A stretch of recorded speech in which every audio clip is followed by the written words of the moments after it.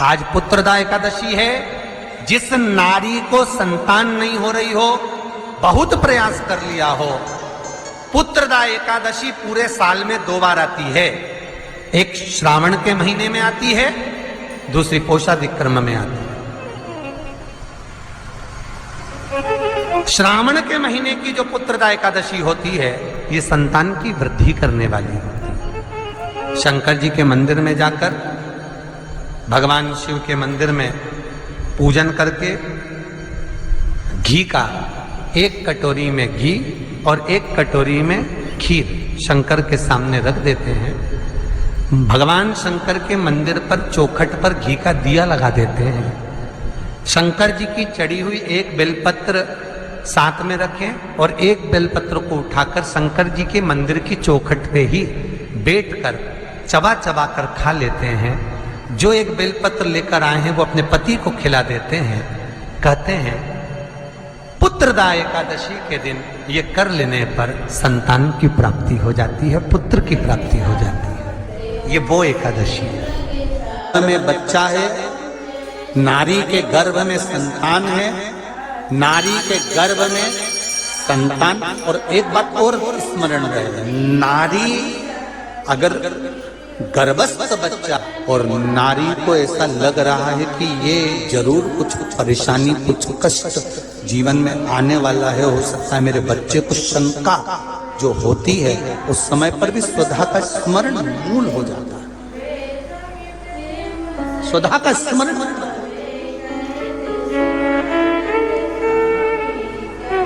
हम तो कहेंगे,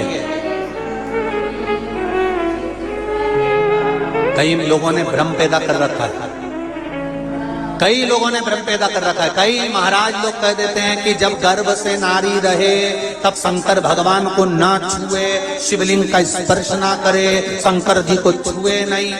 ना जाने कौन से महाराज ने कह दिया, एक आध बार मिल जाए तो पकड़ के सीओ लिया। जिसने कहा, जब शिव महापुराण की कथा कर रही है, अकाल मृत्यु वो मरे जो काम करे चंडाल का, और काल उसका क्या बिगाड़े जो भक्त हो महाकाल का। जो शंकर का उपासक होता है, शंकर का स्पर्श करता है, शिवलिंग का मात्र स्मरण, केवल स्मरण, केवल स्पर्श करता है, तो कहा उसके कौटि कौटि पाप छिन्न हो जाता। तो गर्भस्थ नारी, अरे भाई, लिंगायत संप्रदाय का वर्णन हिंगोली से करा था, परली से करा था कि लिंगायत संप्रदाय में शिवलिंग को मानते हैं। बच्चा गर्भ से जन्म लेता है, माँ जब तक बच्चे को दूध नहीं पिलाती, जब तक उसका गुरु मंत्र नहीं हो जाता। उसको लिंगायत संप्रदाय के संत आकर जब तक गुरु मंत्र नहीं दे देते, तब तक नारी उसको दूध तक नहीं पिलाती। यहां तक वर्णन, विचार करिए जरा। तो फिर कौन ने कह दिया कि शंकर भगवान के शिवलिंग को छूना नहीं चाहिए, गर्भवती नारी को स्पर्श नहीं करना चाहिए? और कौन सी पुराण में लिखा है, कौन से शास्त्र में लिखा है? यहां शास्त्र कह रहा है, शिव महापुराण, स्कंद पुराण, लिंग पुराण, नर्मदा पुराण, पद्म पुराण वर्णन करती है।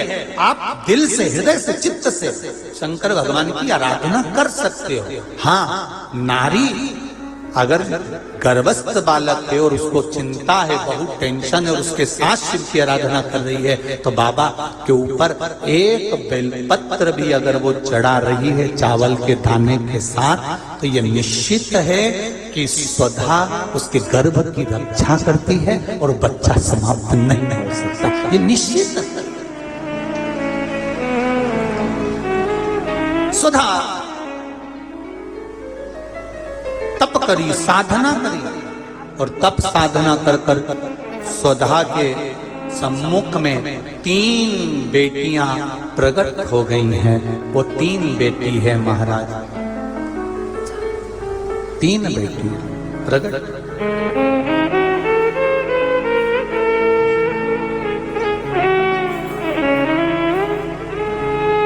महाराज मैना, धन्या और कला, ये 3 बेटियों का प्रागट्य सम्मुख में हो गया।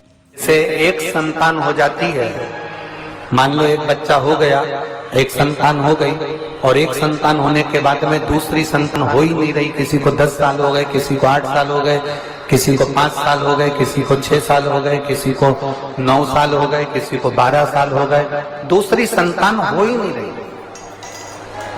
आपने डॉक्टरों को भी दिखाया, इलाज भी करवाया, फिर भी संतान का सुख नहीं है। तो शिव महापुराण में बेलपत्र के वृक्ष का बड़ा सुंदर भाव कहा।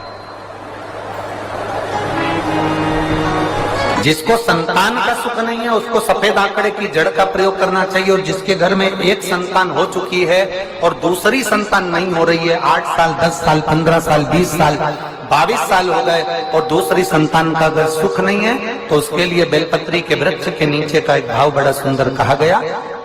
किसी भी सोमवार से आप ये प्रयोग करना प्रारंभ कर सकते। 11 रुद्र होते हैं।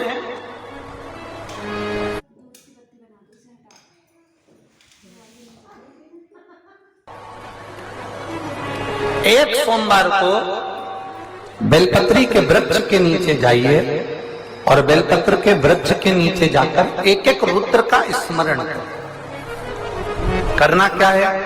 बेलपत्री के वृक्ष के नीचे जब आप जाएं तो बेलपत्र के वृक्ष के नीचे की ही मिट्टी का एक कुंड, आप लोग क्या कह सकते हैं यहाँ पर, हम क्या बोले उसको, जैसे मिट्टी का एक कटोरी बनाते हैं ना, क्या बोलते हैं उसको, कुंडी बना लेते हैं मिट्टी की। बेलपत्री के वृक्ष के नीचे की ही मिट्टी, उसी मिट्टी का एक छोटा सा एक कुंडा बना लो उसको मिट्टी का। जितने लोग आस्था चैनल पर सुन रहे हैं, जितने लोग फेसबुक यूट्यूब पर श्रवण कर रहे हैं, बड़े ध्यान से सुनिएगा, सावधान। मिट्टी की कुंडी बनाई, उस कुंडी में जल समर्पित कर दिया, और जल चढ़ाने के बाद में एक घी का दिया लगाकर वहीं पर थोड़ा सा मीठा, कुछ भी जो आपके पास में हो, घर में जो भी उस समय पर आपके साथ में हो, या तो दूध घर का मीठा हो, जैसे मावे का, खोए का हो, या खीर हो, तो वहीं पर एक कटोरी में थोड़ा सा रख दीजिए, और उस कुंडी में जो जल चढ़ाया गया है वहां पर उस बेलपत्री के वृक्ष के नीचे भगवान शंकर के 11 जो रुद्र हैं उसमें से एक एक रुद्र का आपको स्मरण करना है। 11 रुद्र का नाम। दूसरे नंबर पर आता है पिंड, तीसरे नंबर पर आता है भीम, चौथे नंबर पर आता है विरूपाक्ष, 5वें नंबर पर आता है बिलोहित, 6ठे नंबर पर आता है शास्त्र, 7वें नंबर पर आता है अजपात, 8वें नंबर पर आता है अहिष्णु, और 9वें नंबर पर आता है शंभु, 10वें नंबर पर आता है चंड, और 11वें नंबर पर आता है भव।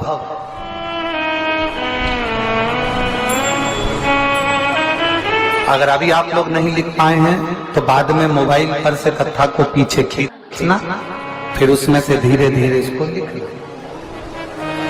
एक रुद्र के नाम से एक कुंड का निर्माण करा, पूजन करी, घी का दिया लगाया, वहां जो मीठा रखा है उसको लिया, कुंड में से थोड़ा सा जल लिया, बेलपत्री के पेड़ के नीचे आचमन किया, जो मीठा रखा है वो ले जाकर रात्रि के समय पर सोने से पहले पति पत्नी उसको पाएं और साथ रहें। एक सोमवार को ये प्रयोग करना है।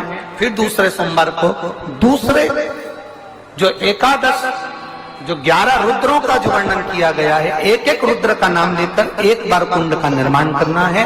दूसरे सोमवार को, जैसे एक बार आपने अगर कपाल नाम से पूजन करी, दूसरे नंबर पर पिंडल नाम से पूजन करी, तीसरे नाम पर भीम नाम से, फिर आप विरूपाक्ष नाम से, ऐसे एक एक सोमवार करना है, 11 सोमवार। और 11 सोमवार जैसे तुम्हारे पूर्ण होंगे, भले 10 साल हो गए हो चाहे 15 साल हो गए हो, गर्भ जरूर फेरेगा और संतान की प्राप्ति जरूर। किसी किसी के यहाँ पर 11 रुद्र भी पूरे नहीं हो पाते हैं और गर्भ ठेर जाता है। लगभग 4-5 रुद्र पूरे होते हैं और गर्भ ठेर जाता है। तो आप जो 11 रुद्र हैं इनका स्मरण कर कर भी भगवान शंकर से प्रार्थना कर सकते हैं। भगवान शिव